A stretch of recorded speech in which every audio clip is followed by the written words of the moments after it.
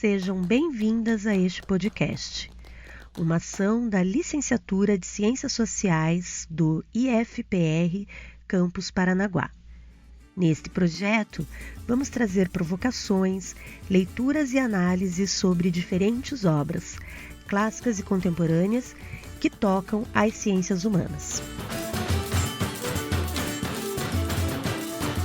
Neste episódio, contamos com a participação da mestranda Bruna Roncone de Nazareno, que vai comentar o livro de Carolina Maria de Jesus, Quarto de Despejo, Diário de uma Favelada. Vamos para essa prosa? Olá, meu nome é Bruna Roncone de Nazareno e hoje convido vocês a conhecerem a obra O Quarto de Despejo, Diário de uma Favelada, de Carolina Maria de Jesus. Foi há pouco tempo que conheci a autora e sua obra, e essa escolha está relacionada à minha aproximação com os estudos de gênero no período do mestrado e com as experiências na minha área profissional. Por isso, antes de iniciar essa conversa, vou me apresentar. Sou formada em psicologia e desde o ano de 2007 venho atuando como trabalhadora do Sistema Único de Assistência Social em um município do litoral do Paraná. Recentemente, defendi minha dissertação de mestrado no Instituto Federal do Paraná, Campus Paranaguá, no programa de pós-graduação em Ciência, Tecnologia e Sociedade, orientada pela professora Cíntia Tortato. Bem, para começar, é importante dizer que Carolina foi uma escritora negra, nascida na cidade de Sacramento, em Minas Gerais, aproximadamente no ano de 1914. Ela migrou para São Paulo, viveu um curto período de tempo no Rio de Janeiro e foi falecer na capital paulista em 1977. Carolina estudou apenas até o segundo ano do primário, pois ela precisou interromper os estudos porque precisava trabalhar ainda criança e ajudar no sustento da família. Os historiadores e sua filha contam que a escritora gostava muito de ler e escrever, sendo que Quarto de Despejo é fruto de seus diários durante o período de 1955 a 1960, época em que foi moradora da favela do Canindé, na capital paulista. Favela atualmente extinta, mas que se expandia às margens do rio Tietê. Sua obra foi publicada no ano de 1960 e retrata a precariedade das condições de vida e os desafios que a escritora enfrentava para garantir a sua e a sobrevivência de seus 3 filhos pequenos.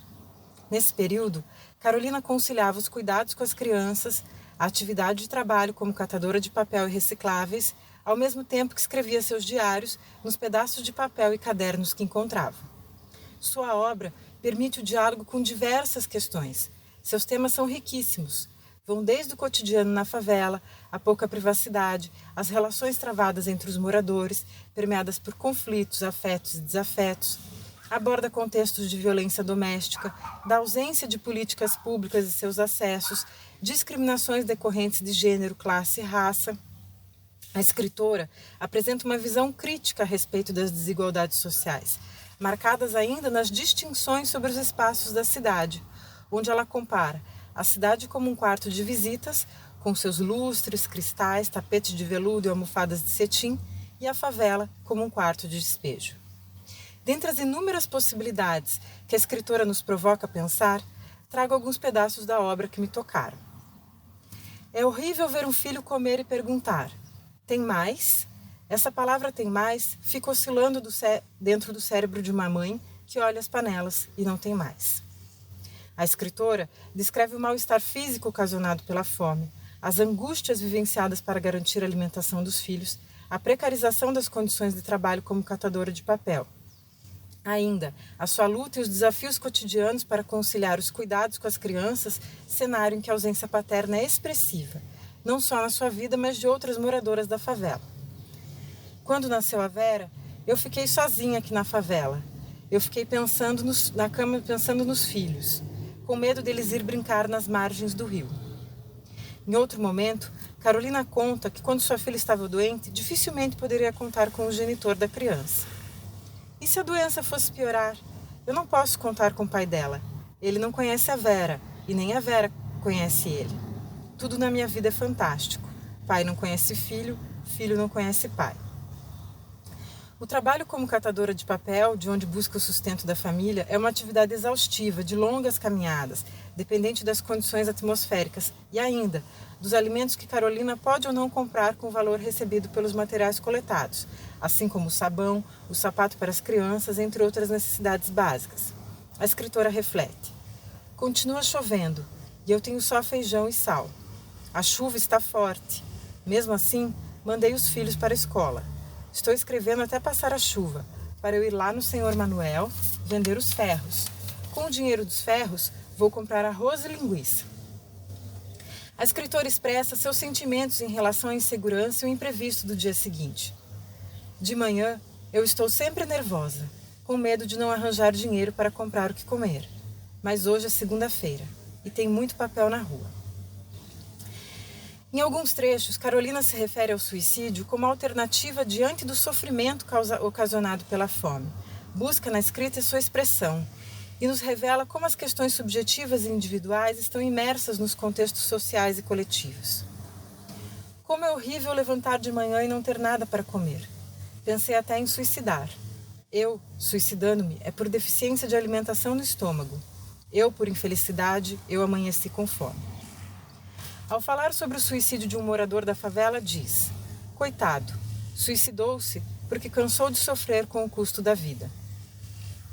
Assim, a autora nos provoca a refletir criticamente sobre os discursos que naturalizam a pobreza e a miséria e a individualização dos problemas sociais e coletivos.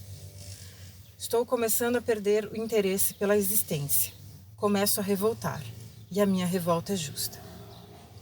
Em outro momento, Carolina reflete: fico pensando na vida atribulada e pensando nas palavras do Frei Luís, que nos diz para sermos humildes. Penso, se o Frei fosse casado e tivesse filhos e ganhasse salário mínimo, aí eu queria ver se o Frei Luís era humilde. Diz que Deus dá valor só aos que sofrem com resignação. Se o Frei visse seus filhos comendo gêneros determinados, comidos pelos corvos e ratos, havia de revoltar-se, porque a revolta surge das agruras. Na sua obra, percebe-se a ausência de políticas públicas de proteção social na época. O que se observa são ações pontuais e caritativas provenientes de igrejas, centros espíritas com entregas de alimentos. Além disso, a autora menciona a falta de saneamento e as dificuldades para acesso aos serviços públicos de saúde na época. Ontem, supliquei ao padre Donizete para eu sarar. Graças a Deus que atualmente os santos estão protegendo, porque não sobra dinheiro para eu ir ao médico.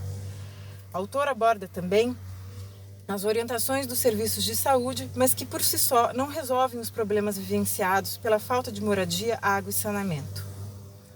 Ensaboei as roupas, depois fui acabar de lavar na lagoa. O Serviço de Saúde do Estado disse que a água da lagoa transmite a doença caramujo. Vieram revelar o que ignorávamos, mas não soluciona a deficiência da água. A escritora nos faz pensar sobre as políticas públicas voltadas à infância, ou melhor, a falta delas na época, e a criminalização da infância pobre e negra. Passei o dia catando papel. À noite, os meus pés doíam tanto que eu não podia andar. Começou a chover. Eu ia na delegacia. Ia levar o José Carlos. A intimação era para ele. O José Carlos está com 9 anos. Em muitos trechos dos seus diários, comunica os políticos, pretendentes e eleitos sobre o sofrimento ocasionado pela fome e aconselha: o Brasil precisa ser dirigido por uma pessoa que já passou fome. A fome também é professora. Quem passa fome aprende a pensar no próximo e nas crianças. Hoje, 60 anos após a publicação da obra, ela ainda permanece bastante atual. A falta de acesso às políticas públicas, mesmo após a consolidação do Sistema Único de Saúde, do Sistema Único de Assistência Social, entre outras, são marcantes. Mesmo diante disso, há que se reconhecer que a estruturação dessas políticas sociais como dever do Estado, a partir da Constituição Federal Cidadã, foram fundamentais. Assim, a obra nos provoca a exercitar a escuta, no sentido de fazer ressoar as vozes de outras tantas milhões de pessoas que, como autora, lutam pela sua existência e por direitos básicos de cidadania. Além disso, nos convida a refletir sobre a importância da defesa dos serviços públicos de qualidade à população. Por fim, encerro reiterando o convite para conhecerem essa obra que tanto me tocou. Obrigada.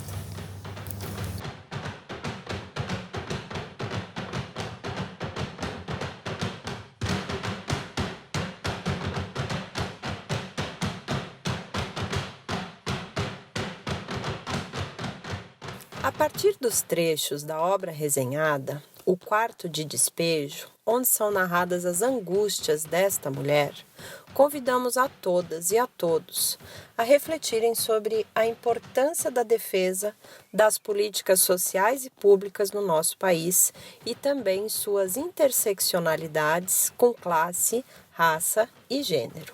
Uma boa leitura e até logo!